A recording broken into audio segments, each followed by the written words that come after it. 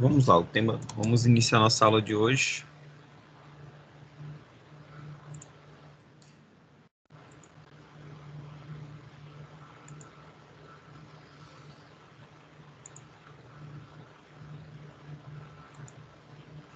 Então, nossa aula de hoje tem por tema análise bioquímica dos distúrbios renais.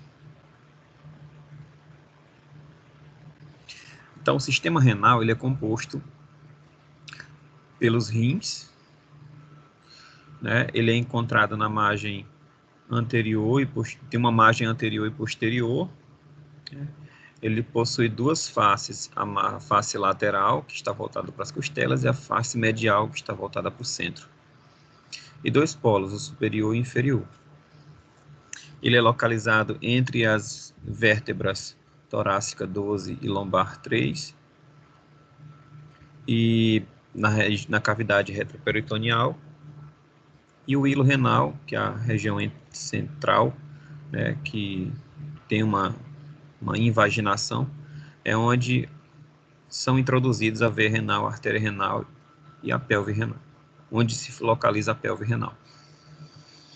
A função dos rins é de promover a secreção de hormônios, como renina e eritropoetina, além de fazer excreção de metabólitos, como ácido úrico, hormônios, ureia e creatinina. E também de promover a reabsorção de substâncias importantes do nosso organismo, como água, sódio, glicose, cloreto, íon bicarbonato, aminoácidos e o íon potássio. Promove a filtração da água, sódio, ureia, cloreto, bicarbonato, potássio e glicose. E as funções principais é a depuração de substâncias, regulação do pH e da pressão arterial e eliminação de ureia, além de promover a homeostasia da produção de células vermelhas, de regulação da pressão arterial.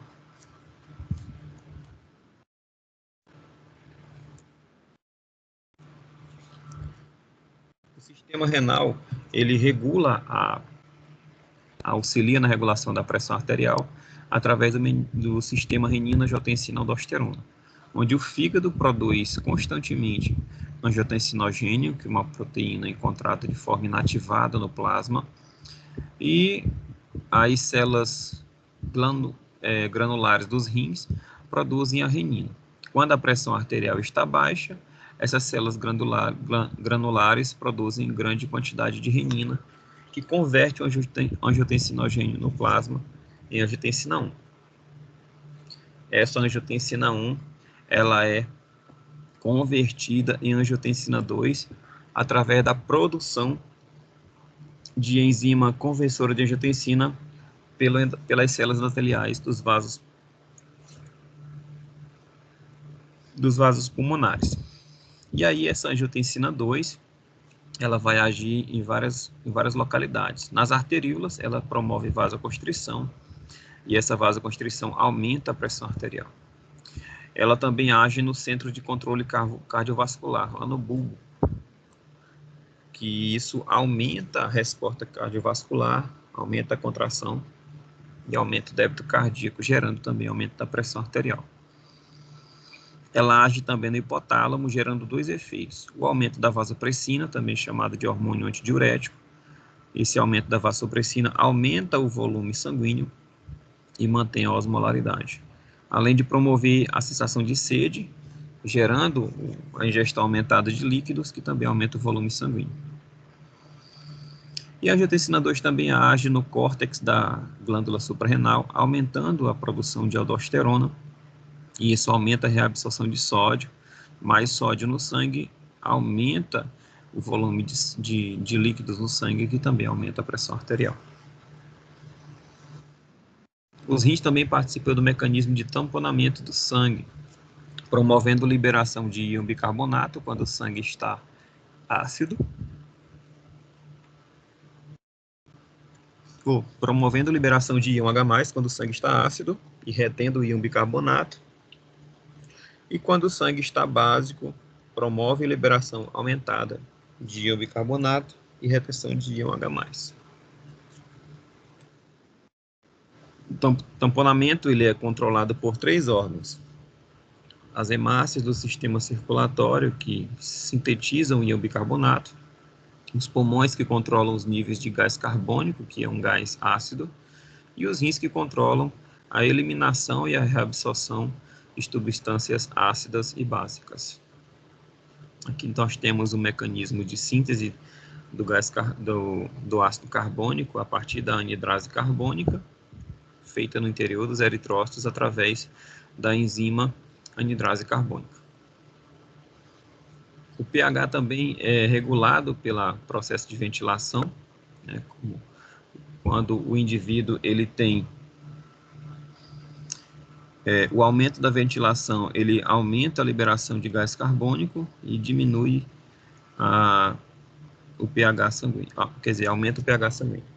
E a redução da ventilação pulmonar mantém os níveis elevados de gás carbônico, e isso gera um aumento, uma diminuição do pH sanguíneo. Os rins também participam do processo de ativação da vitamina D e, consequentemente, absorção de cálcio pelas células intestinais. Essa vitamina D ela pode vir através da alimentação ou pode ser sintetizada na pele através da exposição aos raios ultravioletas, que faz com que as células da pele sintetizem precursores da vitamina D ativa a partir do colesterol. E os rins também auxiliam na eritropoese, porque eles regulam a produção de eritropoetina, e esse hormônio controla a produção de células vermelhas pela medula óssea e, consequentemente, regula a concentração de oxigênio no sangue. Então, o sistema renal ele apresenta alguns distúrbios que são divididos em distúrbios congênitos e hereditários dos rins, distúrbios obstrutivos, infecções do trato urinário, distúrbios da função glomerular, distúrbios túbulo-intersticiais e tumores malignos dos rins. Doenças renais, ela promove uma série de sintomas que são em decorrência da alteração do sistema renal, que isso impacta em diversos outros tecidos, como, por exemplo, efeitos cutâneos. O indivíduo pode apresentar xerose, prurido, pigmentação marrom e pseudoporfiria. Distúrbios gastrointestinais, como perda de apetite, náusea, vômitos e soluços. Distúrbios ósseos, como osteopenia e risco de fratura. Lembrando que os rins eles promovem a ativação da vitamina D, isso regula a absorção de cálcio pelas células intestinais. O paciente também apresenta problemas neurológicos e psicológicos, como incapacidade de concentração, comprometimento do sono, sonolência durante o dia, neuropatia periférica, ansiedade, depressão, coma e convulsões. Apresenta também alteração no sistema cardíaco, como hipertensão, hipertensão ventricular esquerda, doença coronariana, pericardite e sobrecarga do volume. Apresenta também alterações nas células do sangue, gerando disfunção plaquetária, anemia e comprometimento da imunidade celular e humoral. E também alterações musculares, como enfraquecimento, cãibra, desnutrição e desgaste muscular. Então, os distúrbios obstrutivos, eles são causados principalmente por cálculos na região da pelve renal, necrose papilar, cálculos no ureter. A gravidez também pode gerar obstrução do ureter, tumores que comprimem o ureter, estenose uretral, distúrbios congênitos da junção heterovesical e estenose da junção heteropélvica. E também distúrbios obstrutivos da bexiga e uretra, como câncer de bexiga, bexiga neurogênica, cálculos vesicais, hiperplasia ou câncer de próstata, estenoses uretrais e defeitos uretrais congênitos. Aí nós temos uma figura que representa alguns desses problemas. A gravidez pode obstruir, ou causar compressão no ureter e diminuir a passagem de urina pelo ureter.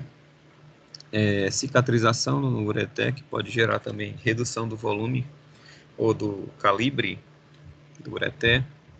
Estenoses da junção heterovesical, bexiga neurogênica e obstrução dos fluxos vesical. Os renais também é um grande motivo da distúrbio da função renal. Eles são estruturas policristalinas que se formam a partir de componentes da urina, e esses cálculos exigem um núcleo para sua formação, bem como um ambiente urinário que mantém a cristalização contínua dos componentes do cálculo. A formação dos cálculos renais é influenciada pela concentração dos componentes do cálculo na urina, pela capacidade dos componentes de se reunir em complexos e formar cálculos, e pela presença de substâncias que inibem a formação de cálculos. Então, nós temos aqui uma tabela que mostra aí os principais componentes dos cálculos, como oxalato de cálcio e fosfato, fosfato de magnésio e amônio, ácido úrico e cistina. Os cristais de oxalato de cálcio, eles são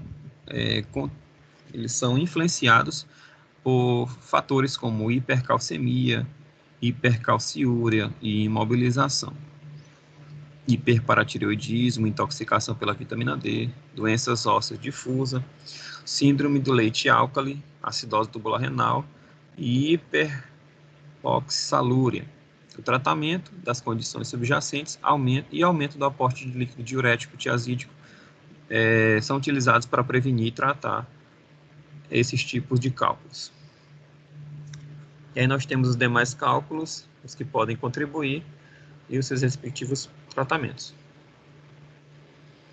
Então, as pedras dos rins, elas podem ser influenciadas pela alimentação e também pelo estilo de vida, né? Esses cálculos, eles podem se localizar na pelve renal, no ureter, na bexiga, e podem comprometer de forma bem expressiva a função do sistema renal. Quais alimentos que podem influenciar a formação de cálculos? Consumo de menos de 2 litros de água por dia aumenta a chance de formação de cálculos. Consumo exagerado de sal de cozinha aumenta também a formação. Consumo de frutas todos os dias, de preferência laranja e melão, legumes e cozidos ou crus, o consumo aumentado reduz as chances. Alimentos grelhados, assados ou cozidos também reduz a chance. E o que se deve ser evitado? Bebidas achocolatadas, chá preto, café e refrigerantes, e também frituras e empanados, que aumentam a chance de desenvolvimento de cálculos. A infecção do trato urinário, ela envolve interações entre o hospedeiro e o agente infeccioso, que podem ultrapassar as defesas do hospedeiro contra a virulência do agente infeccioso. Essa infecção do trato urinário é facilitada por condições do hospedeiro que impedem a eliminação do agente infeccioso do trato urinário, como o fluxo da urina, alterações da propriedades protetoras do revestimento de mucina do trato urinário.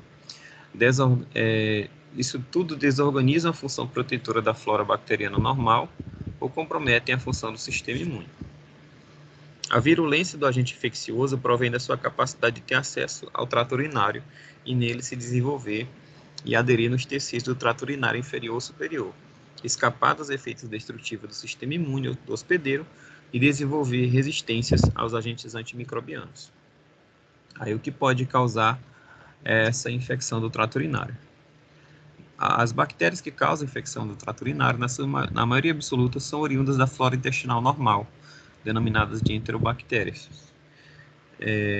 Essas bactérias que promovem infecção cruzada, quando penetram o trato urinário, podem ascender da bexiga até os rins, seja por suas características estruturais, que vão determinar a virulência da bactéria, ou pela existência de alterações anatômicas que facilitam, como, por exemplo, o refluxo vesículo-uretral, que é quando a urina ela é regurgitada para a parte superior.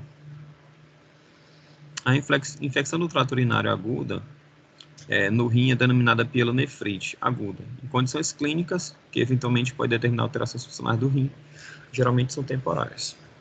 E a infecção do trato urinário crônica, comumente associada à nefropatia de refluxo. É uma condição clínica que se inicia nos primeiros anos de vida, mas que frequentemente é diagnosticada na idade adulta. principalmente em mulheres que estão mais predispostas a infecções urinárias, quando da investigação de infecção de trato urinário agudas. Os glomérulos também podem sofrer disfunções. Aqui nós temos na primeira figura, parte A, nós temos aí a composição do glomérulo normal, com as células chamadas de podócitos epiteliais, que facilitam a filtração do sangue. Já na figura B, nós temos ali células inflamatórias e depósitos subendoteliais de substâncias que podem comprometer o funcionamento do glomérulo e gerar lesão no glomérulo de forma definitiva.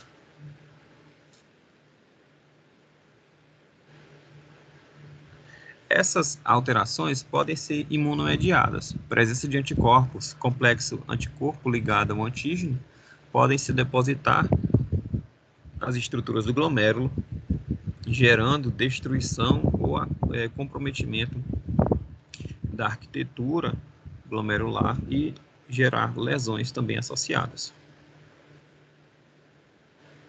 Na maioria dos casos da doença glomerular primária, em muitos casos da doença glomerular secundária, provavelmente tem uma origem imune. Aí nós temos várias condições que podem gerar esse distúrbio da função renal no glomérulo. A pielonefrite é um processo inflamatório crônico que pode ser no rim, propriamente dito, na parte superior do trato urinário, e refere-se à infecção do parênquima, da parte funcional dos rins, e também da pelve renal. Existem duas formas de pielonefrite, a aguda e a crônica. A pielonefrite aguda, do trato urinário superior, especificamente o parênquima e pelvis. Já a pielonefrite crônica constitui um processo progressivo, onde há cicatrização e deformação dos cálices e também da pelve renal. Então, nós temos aí a representação de um rim normal e um rim com pielonefrite. A aguda pode ocorrer em presença de pus, processos inflamatórios, e na crônica, além do pus e inflamação, também vai apresentar tecido cicatricial. Então, a infecção urinária na parte inferior do sistema urinário, se ocorrer na uretra, vai ser chamada de uretrite, na bexiga, cistite, e na parte superior, nos rins, é chamada de pielonefrite. Essas infecções elas vão alterar a urina, tanto em volume quanto em aspecto, gerando turbidez e também alteração da coloração.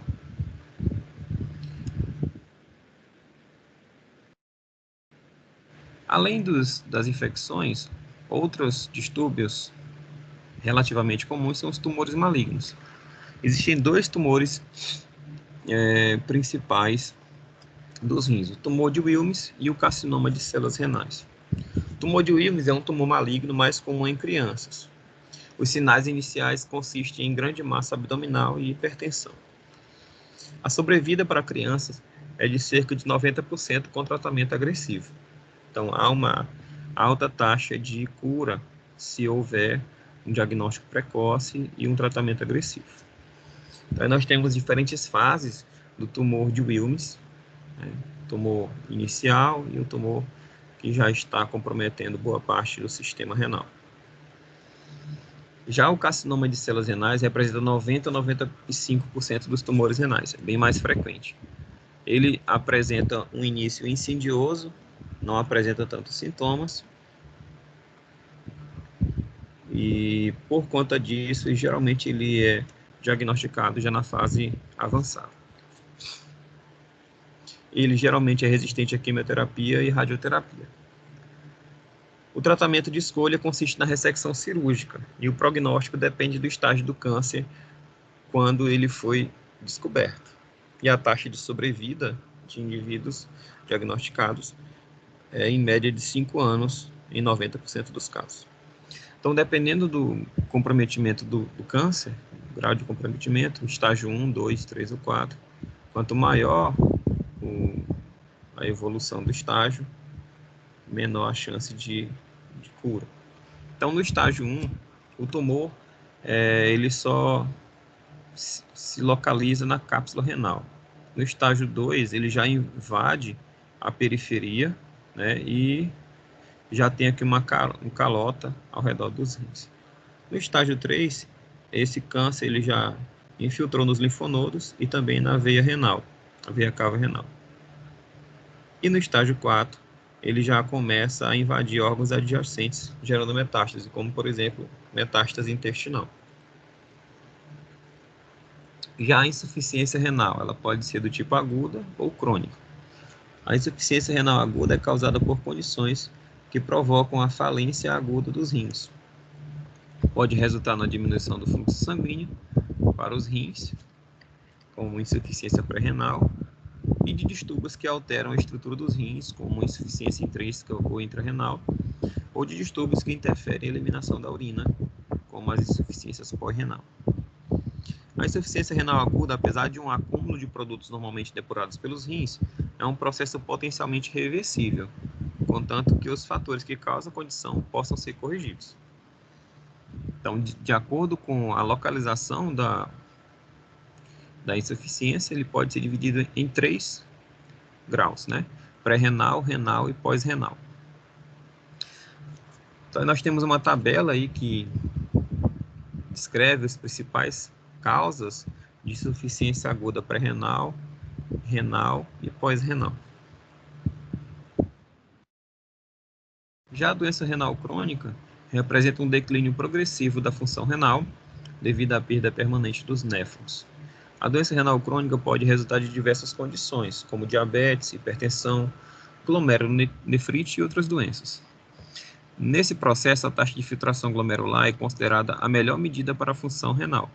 As diretrizes práticas da Fundação Nacional dos Rins dividem a doença renal crônica em 5 estágios com base na taxa de filtração glomerular, iniciando com a perda mínima da função renal no estágio 1 e progredindo até a insuficiência renal no estágio 5. E a doença renal crônica ela vai gerar uma redução na função do sistema renal e, consequentemente, comprometimento de outros sistemas, porque os rins eles têm várias funções. Então, a doença renal crônica altera o equilíbrio do sódio e da água. A alteração do equilíbrio de sódio gera hipertensão e pode evoluir para insuficiência renal cardíaca. A alteração do equilíbrio da água altera o volume vascular, que pode gerar edema e também evoluir para insuficiência cardíaca. Também, na doença renal crônica, ocorre uma alteração no equilíbrio de potássio, gerando hiperpotassemia, aumento de potássio na corrente sanguínea. Gera também alteração na eliminação de produtos nitrogenados, que gera uremia, que pode influenciar na coagulopatia, gerando sangramentos, e também causar pericardite.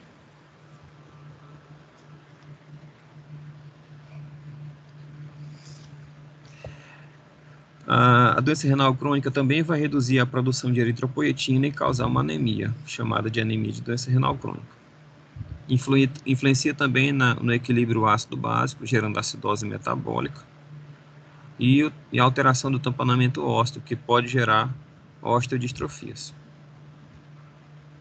A doença renal crônica também altera a ativação da vitamina D, que gera hipocalcemia, níveis diminuídos do cálcio no sangue, e também altera a eliminação do fosfato, que também gera hipocalcemia e pode gerar hiperparatireoidismo, uma vez que os níveis de cálcio e potássio influenciam a liberação dos hormônios paratireoidianos. A uremia causada pela doença renal crônica pode gerar comprometimento da função imune, distúrbios cutâneos, manifestações gastrointestinais, manifestações neurológicas e também disfunção sexual.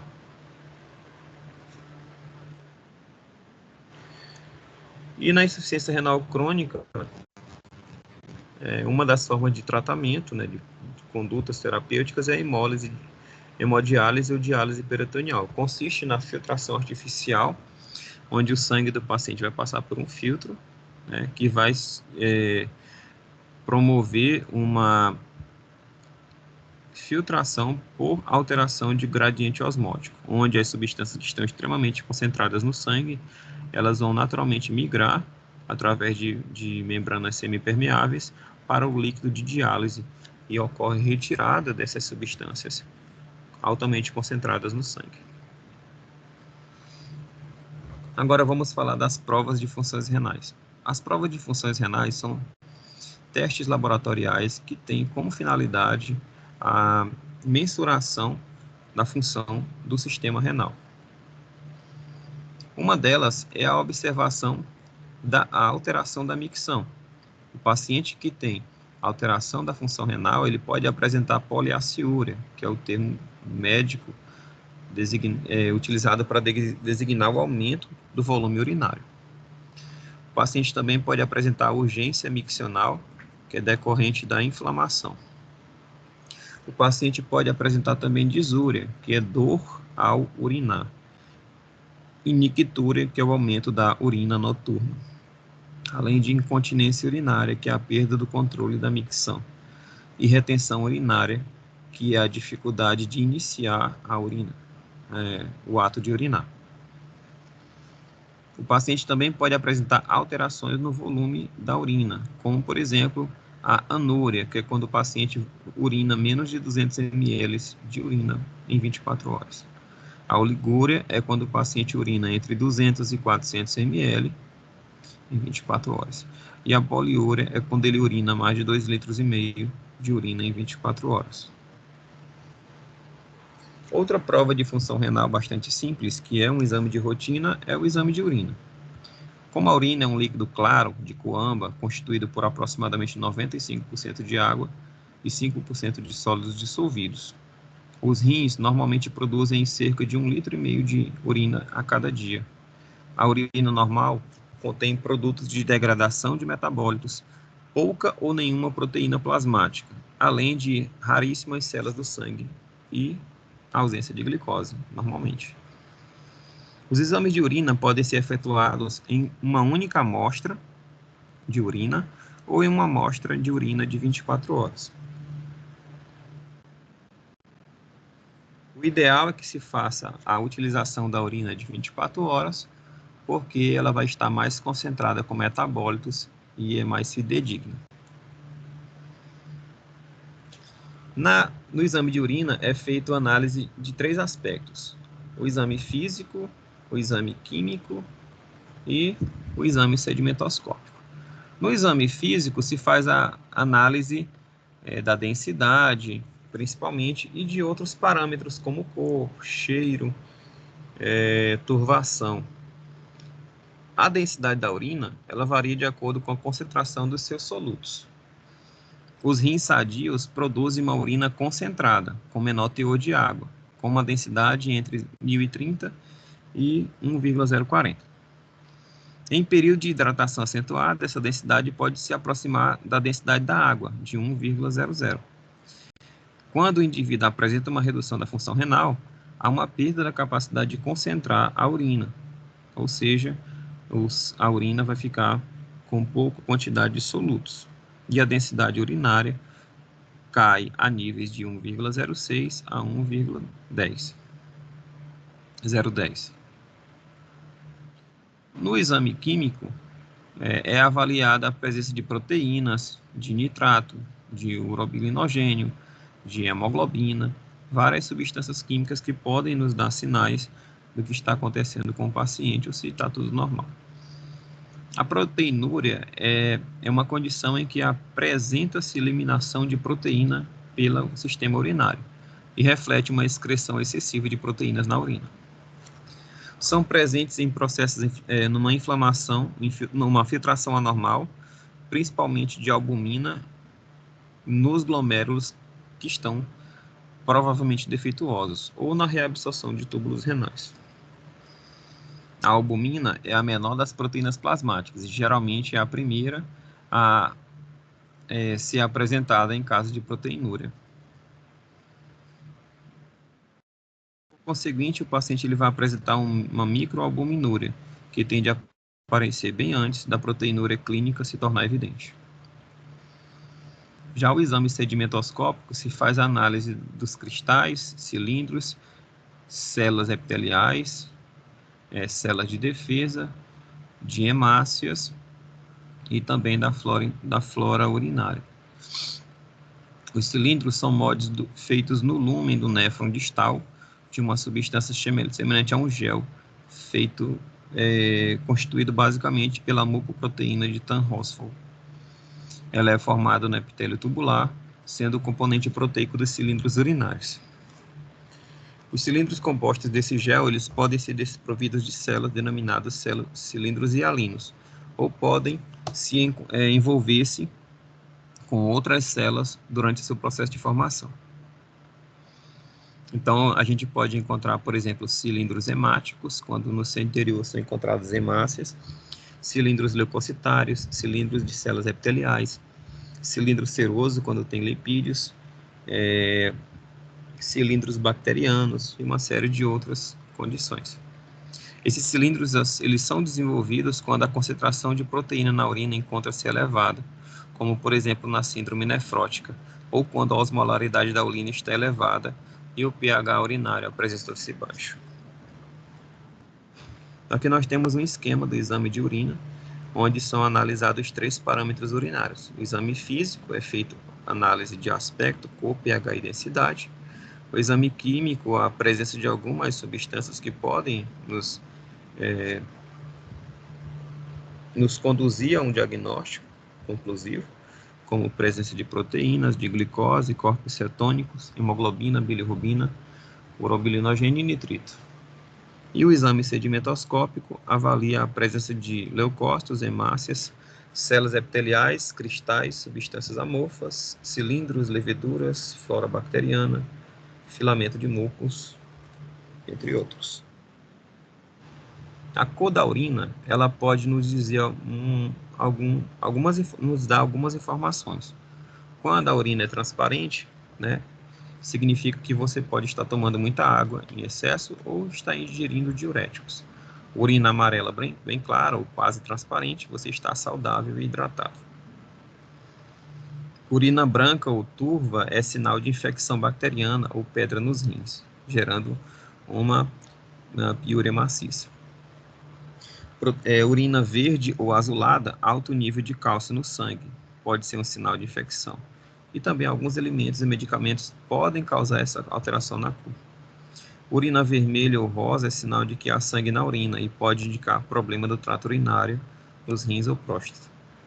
Urina amarela escura, você pode estar desidratado e pode ser que também um efeito de algum medicamento ou que esteja tomando. Urina castanho escura ou marrom, sinal de problema no fígado ou desidratação severa. E urina laranja, sinal de problema no fígado, no duto biliar ou desidratação. Então, os exames laboratoriais que avaliam a prova das funções renais, eles são divididos em 2 grupos. Os exames de triagem, que consiste na dosagem de ureia e dosagem de creatinina. E os exames complementares, como dosagem de sódio e potássio. A ureia é uma substância produzida pela degradação de proteínas e ela é filtrada livremente. 75% do nitrogênio não proteico excretado é excretado na forma de ureia. Níveis elevados de ureia não são específicos para a doença renal. Podem ser outras condições também.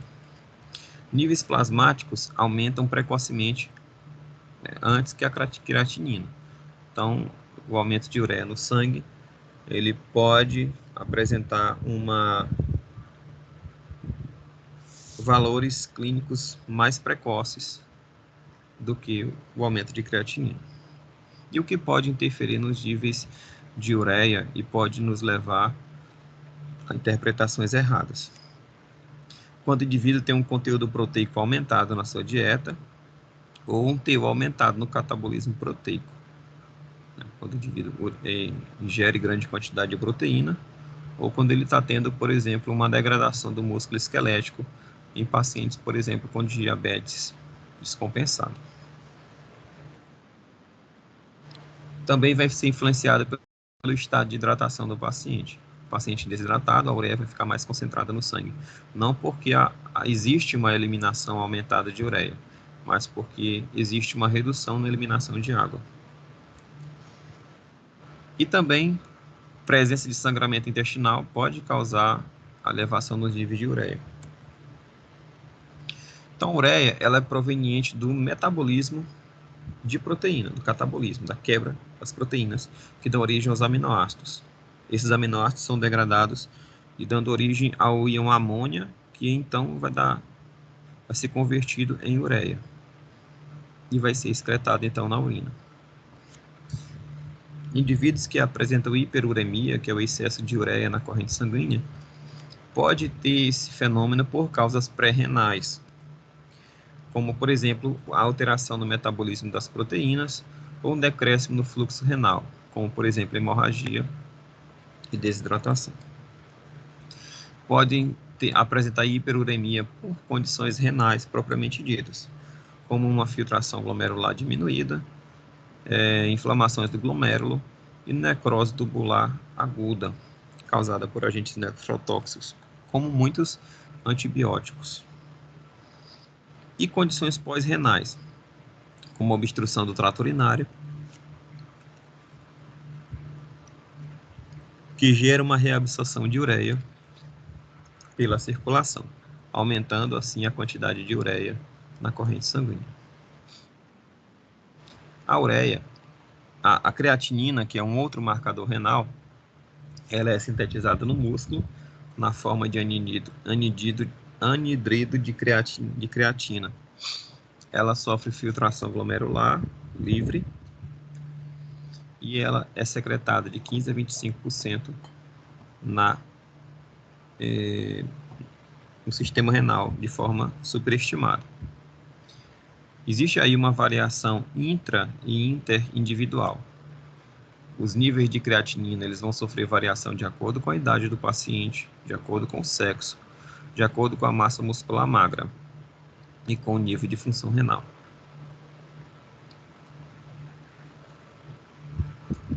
Esse nível de creatinina deve ser avaliado num período de 24 horas através da excreção urinária também. Mulheres, a eliminação de creatinina em 24 horas vai ser em média de 15 a 20 miligramas por quilo em 24 horas. E homens, de 20 a 25 miligramas por quilo em 24 horas. Os valores elevados são considerados elevados quando há um aumento de 50% a 70%, quando o indivíduo tem um comprometimento de 50% a 70% da função renal.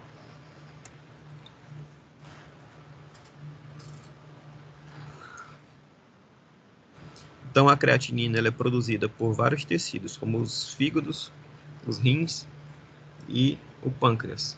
Sintetizam essa creatinina e elas vão agir no músculo, no cérebro. Essa creatina ela vai ser transformada em creatinina, que é um metabólito da degradação de creatina. E ela é removida da circulação por filtração glomerular em uma velocidade constante. O que se recomenda e quais são os interferentes em indivíduos que vão fazer prova de função renal por intermédio da creatinina?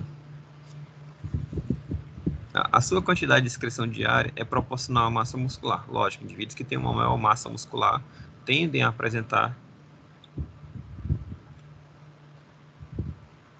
níveis de creatinina elevado. Os níveis de creatinina não é afetado pela idade, sexo, dieta ou exercício, diferente da ureia. A velocidade de excreção é constante e ela é mais sensível e específica do que os teores de ureia para avaliar a velocidade de filtração glomerular reduzida. O indivíduo ele pode apresentar hipercreatininemia, que é o excesso de creatinina na corrente sanguínea. Isso pode ser causado pela redução da velocidade de excreção ou formação ou excreção reduzida de urina. E isso pode ser causado por condições pré-renais, como distrofias musculares rápidas. Isso degrada mais o músculo, gera mais creatinina. Depressão de água, quando o indivíduo apresenta vômitos e desidratação. Também pode ser causada por condições renais, como lesão do glomérulo, dos túbulos, dos vasos sanguíneos ou do tecido renal. E condições pós-renais, como anormalidades que bloqueiam os ureteres. Então, aqui nós temos o hormônio antidiurético, que influencia o nível de taxa, a alteração do volume urinário. O hipotálamo, ele libera o ADH, chamado de vasopressina, e essa vasopressina ela vai reter sódio e água nos rins.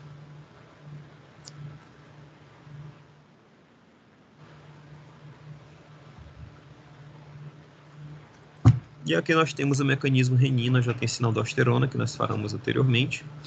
O fígado ele produz um angiotensinogênio. Esse angiotensinogênio é encontrado na forma inativada no sangue. E a renina é produzida nos rins através de estímulos como redução da pressão arterial, redução do volume sanguíneo ou redução de sódio dietético. Essa redução é reconhecida pelo aparelho justaglomerular, aumenta a produção de renina, que converte o angiotensinogênio em angiotensina 1.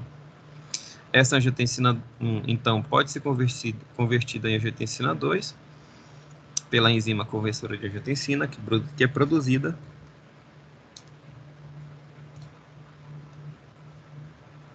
pelas células endoteliais dos vasos dos pulmões.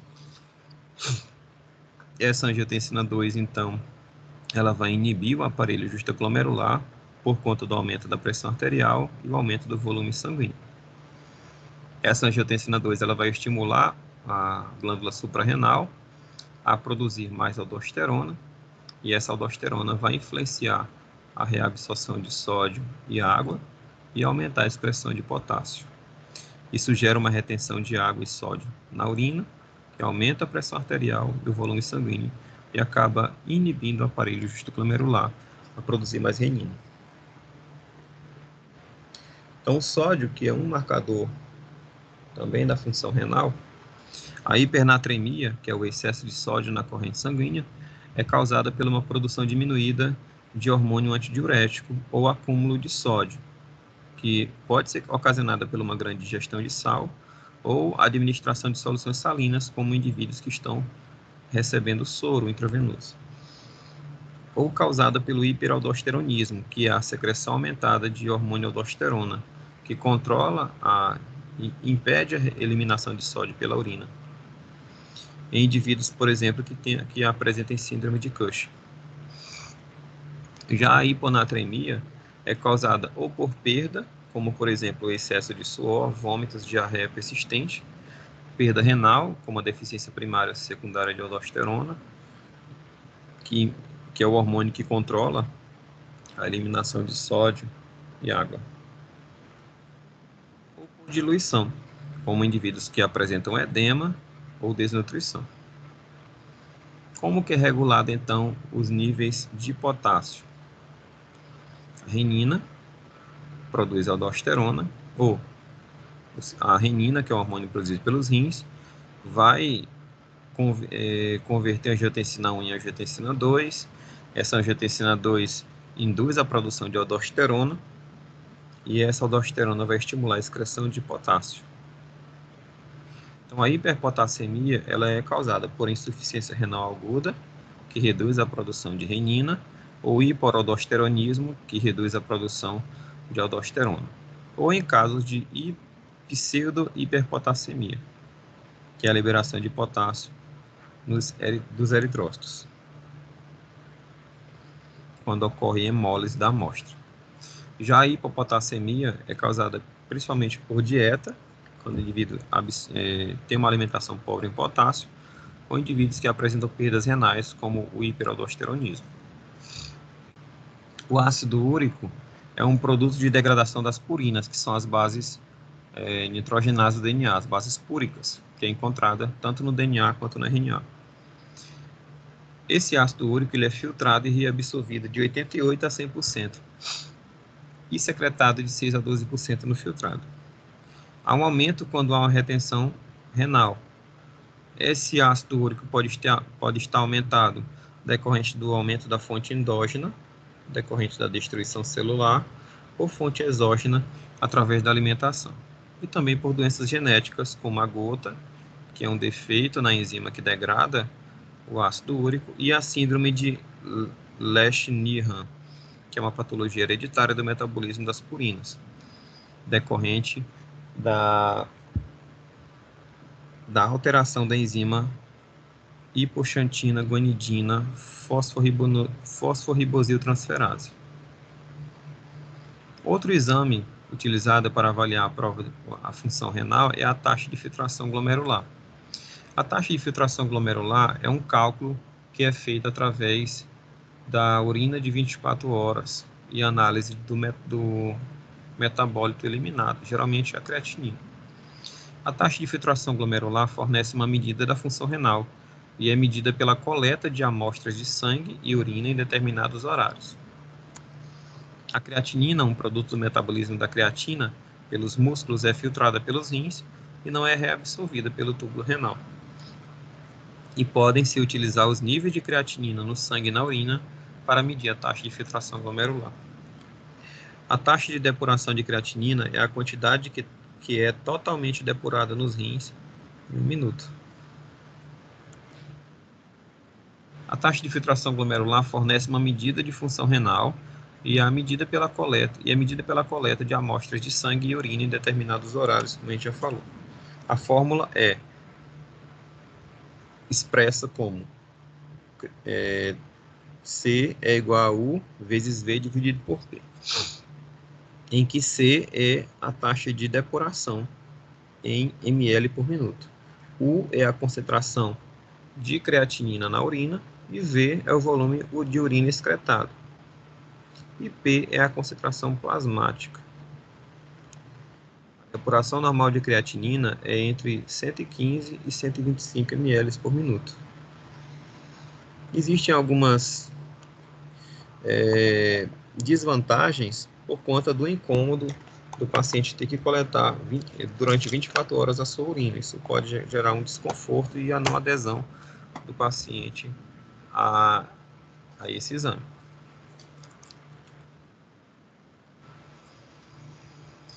Os exames de sangue também são utilizados para avaliar a função renal, como, por exemplo, ureia sanguínea, creatinina, sódio, cloreto, potássio, dióxido de carbono, cálcio, fosfato, ácido úrico e o pH. Todas essas substâncias podem avaliar de maneira direta ou indireta a função dos rins, decorrente da função do sistema renal, que é eliminar a ureia, creatinina, sódio, cloreto e potássio, a auxiliar na regulação do pH sanguíneo, produzir vitamina C ativa para promover a absorção de cálcio e fosfato e também degradar o ácido úrico e regular o pH sanguíneo. Aí nós temos alguns exames laboratoriais utilizados para avaliar a função renal, seus valores de referência no soro e na urina. E o que pode ser causado em algumas condições específicas de alteração do sistema renal. Como, por exemplo, o indivíduo que apresenta síndrome nefrótica, ele vai apresentar redução de albumina na corrente sanguínea, aumento de lipídios na corrente sanguínea, aumento de proteína na urina e ureia e creatinina normais no sangue e na urina. Indivíduos que apresentam insuficiência renal aguda de horas ou dias, ele vai apresentar ureia e creatinina elevados, hiperpotassemia, que é o aumento de potássio na corrente sanguínea, hiponatremia, que é a redução de sódio na corrente sanguínea, e o pH ácido. Na insuficiência renal crônica, que um paciente tem uma insuficiência renal por meses ou anos, o paciente vai apresentar ureia e creatinina elevados, além de hiperpotassemia, hiponatremia e pH baixo. Aí nós temos um mapa mental falando sobre a glomerulonefrite pós-infecciosa, que pode causar alteração da função renal após um processo de infecção renal. E também da síndrome nefrótica. Aí nós temos também um mapa mental sobre cistite aguda. E é isso.